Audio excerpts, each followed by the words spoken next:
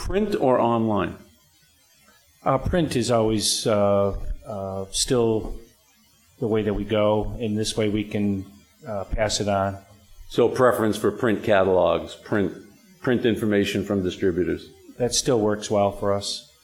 I do like having hard copy catalogs, but as the procurement department for my company, which you're looking at right here, a lot of times I'm out in the field most of the day, and I don't have an opportunity to sit down and send out orders or call into a distributor during normal business hours. I usually have to reserve that time for communicating with customers and our guys out in the field. So I'm a huge proponent of online ordering.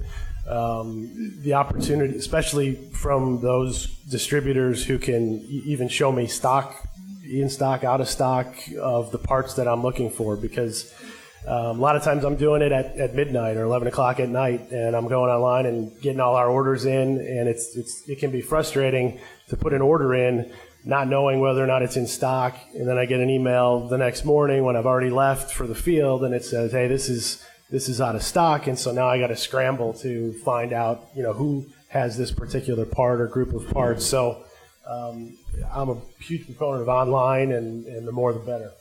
How about you?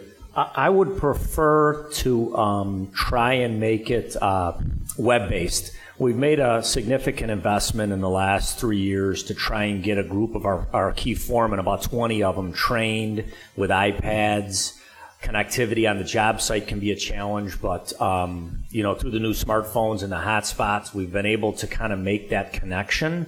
So we're finding that like any group of individuals, you've got guys who've been doing it for a while. They're older electricians, they're foremen, they're supervisors. It was a struggle at the beginning for the first year or so, but now they're really starting to see the advantage in seeing the electronic-based information coming to them on their iPad rather than the hard paper copy. But like anything, we anticipate the newer kids that are in their 20s and 30s that are electricians, we anticipate that really gaining more momentum as it progresses here. You have no idea how happy I am to hear you say that. A lot of us are investing in apps. I'm just trying to keep it on topic real fast. A lot of us are investing in apps right now for you to do exactly that, so I'm really happy to hear you say that. But I'm curious how many of you have bid softwares that you have to go through that would need to back-end connect to our system where you can't order straight from us. You have to come through your software. We use AccuBid, and right now we have chosen not to do the purchasing through the AccuBid-based system.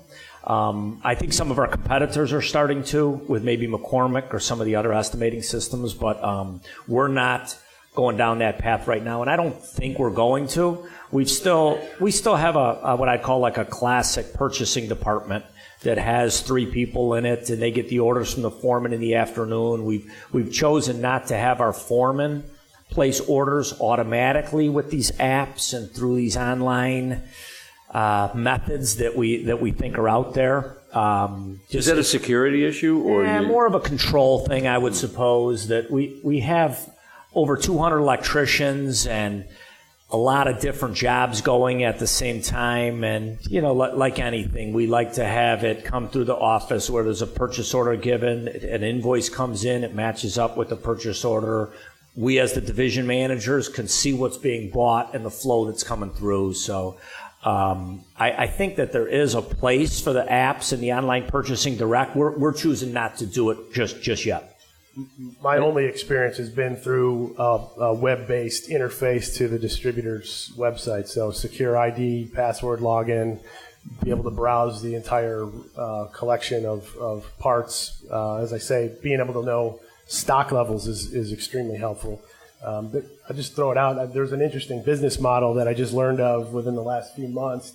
On the low voltage, I guess more the high-end AV side of the business, where there's a company, and I can't remember their name right now, but they're trying to aggregate spend through distributors. So their pitch is order through our website, and we have relationships with the half a dozen or dozen distributors that you may already do business with, and they aggregate all of those orders send them off and presumably get, a cut of each order that they submit through the distributors, which I thought was kind of an interesting approach because, again, for someone who's sort of strapped for bandwidth, to be able to log into one spot and order everything I need would be a huge time saver. I don't know. I hope you're not going to say Amazon. Right?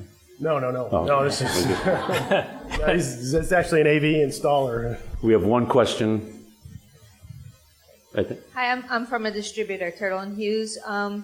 For getting your information from us and your manufacturer partners, would you take time or allow your teams to take time to come off the road and go to a trade show? If we're planning an expo with our key manufacturers, is that something that you would allow your people to attend?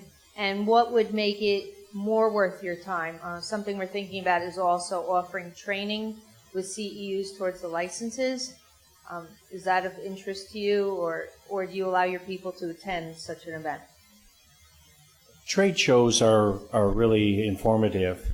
They have the manufacturer there, showing off the new products, demonstrating the new products, and it attracts more,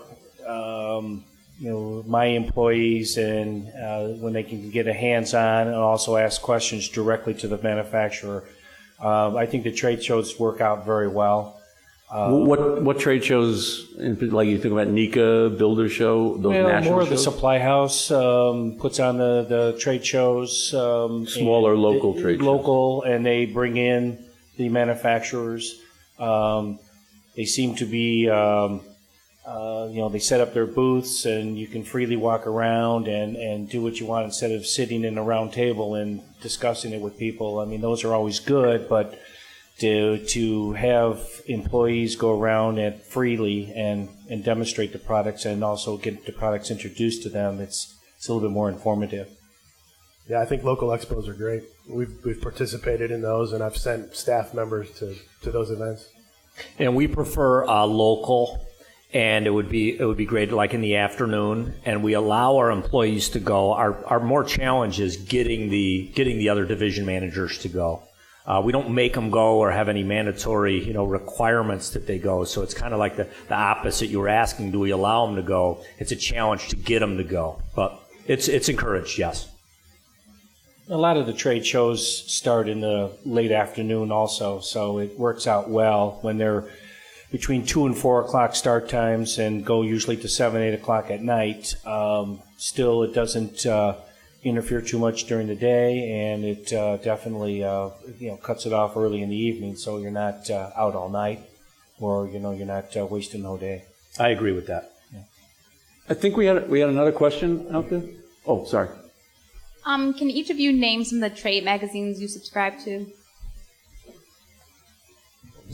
Trade magazines that you read or subscribe to, or even their website? SDM is a big one for us in the security market.